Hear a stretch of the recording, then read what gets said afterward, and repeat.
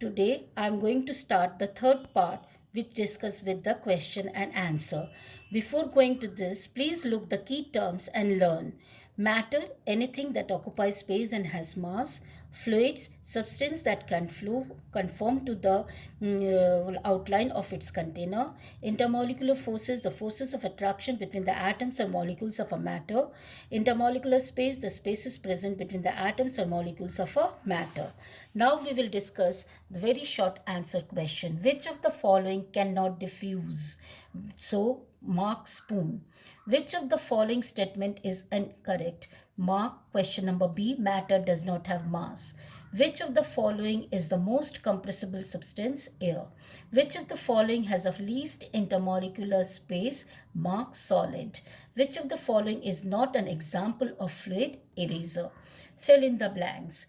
The solids have maximum intermolecular force and least intermolecular space. Solids and liquids can diffuse from higher level to the lower level. The liquids can take up the shape of the container. The stronger the intermolecular force, the lesser are the intermolecular space. The solids have fixed shape and size. Now state whether the following statements are true or false. Liquids can flow from higher to the lower level. True. Gases have a fixed volume. False. It will be solid. Solid have the strongest intermolecular forces. True. Liquids can be compressed easily. False. Gases can be compressed easily.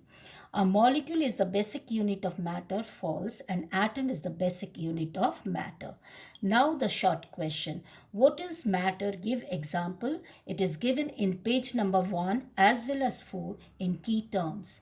Question number 2. How are the molecules in matter held together? Molecules in matter are held together by extremely small particles called atoms, and both atoms and molecules are held together by a form of energy called chemical energy. Now, how are intermolecular forces and intermolecular spaces related? It is given in page 3. Now define mass of a body. It is given in page 1.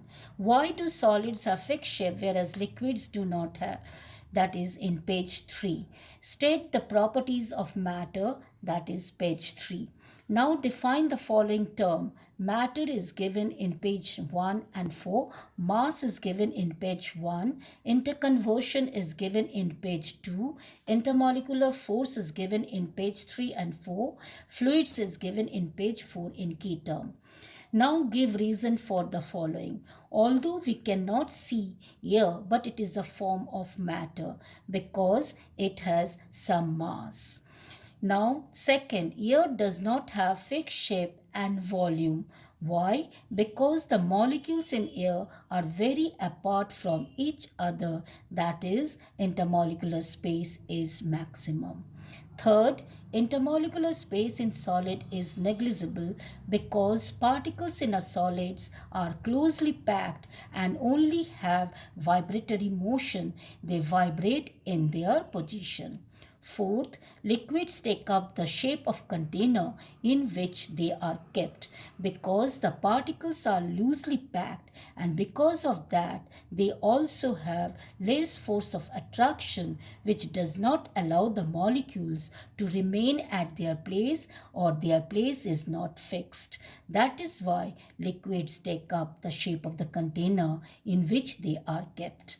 Intermolecular forces and intermolecular spaces define the properties of solid, liquid and gases and explain the statement with example. That is in page 4 given in this solid, liquid and gas. Now question number 2. How are the properties of solid, liquid and gases different from each other? Page 4.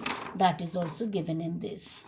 Now explain with an activity proof that matter has mass and occupies space. That is in page 1, which is given in the activity. Now challenges. Was reading about matter. She gave shadow as an example of matter. Was she right? Give reasons for your answer. No, shadow is not an example of matter as it does not occupy space and nor has mass. Just like air, we cannot see sound, but we can feel and hear it. So, can sound also be considered as matter? Give reasons for your answer. No, sound cannot be considered as a matter because it does not occupy space and it does not contain any mass. Now we will come to the concept of the map, complete and concept of the map. So number 1 will be the deposition, number 2 will be the sublimation, number 3 either boiling or evaporation, number 4 condensation, number 5 freezing, and number 6 melting and fusion. So this is the end of the third part which we deals with the question and answer. Thank you.